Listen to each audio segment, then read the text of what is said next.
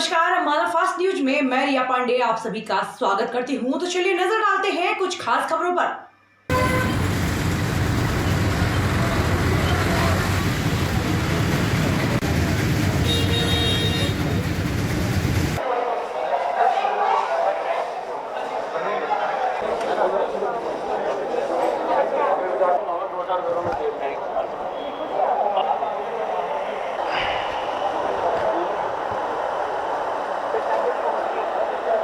अंबाला में कल तक 483 केस डेंगू के पॉजिटिव केस आ चुके हैं और लगातार हमने सैंपलिंग बढ़ा रखी है। जो NH1 एंटीजन की सैंपलिंग है अंबाला की मोलिकुलर लैब में हो रही है हम और विदिन 24 आवर हम रिजल्ट दे रहे हैं।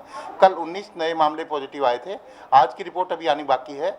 और लेकिन मैं आम पब्लिक से अपील करना चाहूँगा कि वो डेंगू में अगर प्लेटलेट कम होते हैं तो प्लेटलेट बिल्कुल, अगर मान लो 10,000 भी चले जाएं तब भी बाहर से प्लेटलेट देने से बॉडी को नुकसान ही होता है, जब बशर्ते कि उसको वार्निंग साइन ना हो। वार्निंग साइन का मतलब है मसूड़ों से खून आना, नाक से खून आना या उल्टी से खून आना, टट्टी के रास्ते खून आना या शरीर पे नीले निशान पड़ जाना, तो ये एक्टिव ब्लीडिंग के साइन होते हैं। इन्हीं में प्लेटलेट दिए जाते हैं। बाकी में प्लेटलेट दोगे तो शरीर खुद रिस्पॉन्ड करना बंद कर देगा और शरीर में जो प्लेटलेट बनते होते हैं, और प्लेटलेट जो शरीर बनाता होता है 1 घंटे में लाखों के हिसाब से प्लेटलेट बनाता होता है। और अगर मान लो सुबह जिसके प्लेटलेट 10,000 है तो शाम को अगर दोबारा से करवाएंगे तो वो प्लेटलेट लगभग 90,000 पहुँच जाते हैं।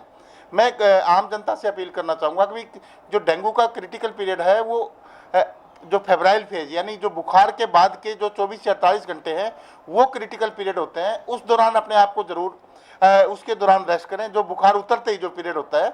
और उसमें भी पहले जो 24 घंटे का पीरियड है उसमें जो फ्लूइड बाहर चला जाता है उसमें थोड़ा सा BP डाउन होता है, तो उस दौरान ज़्यादा घबराएं नहीं। अगर ज़्यादा मान लो उचाटी है, सिर घबरा रहा है, सिर में चक्कर आ रहे हैं, तो तुरंत अपने डॉक्टर से संपर्क करें। और वहाँ पे डॉक्टर ये है कि डॉक्टर आपको एडमिट भी कर सकता है, तो मैक्सिमम 24 से 48 घंटे के लिए एडमिट करते हैं। डेंगू में इससे ज़्यादा एडमिट करने की ज़रूरत नहीं पड़ती। मैं डॉक्टर से भी अपील करना चाहूँगा कि बिना काम पेशेंट्स को पैनिक ना करें। और मैंने डॉक्टर IMA की मीटिंग, चाहे अम्बाला कैंट हो, अम्बाला सिटी हो, दोनों IMA की मीटिंग्स में साफ साफ मैं बता चुका हूँ, चाहे WHO की गाइडलाइंस हो, जो गवर्नमेंट ऑफ इंडिया की गाइडलाइंस हो, चाहे centre for disease control Atlanta की गाइडलाइंस हो, मैंने उनमें साफ साफ उन गाइडलाइंस में लिखा है अभी प्रोफाइलैक्टिक, यानी अगर पेशेंट के 10,000 प्लेटलेट हैं तो इसलिए नहीं कि प्लेटलेट कम हो गए प्लेटलेट देने हैं, साफ साफ लिखा है कि प्रोफाइलैक्टिक प्लेटलेट नहीं देने हैं। तो मैं यही डॉक्टर से ये कहूँगा कि पेशेंट को समझाएं, बाहर से प्लेटलेट देने से जो शरीर का रिस्पॉन्स है प्लेटलेट पैदा करने में वो रुक जाता है। और अच्छी तरह अगर पेशेंट को समझाएंगे तो सारे पेशेंट बाहर आ जाते हैं।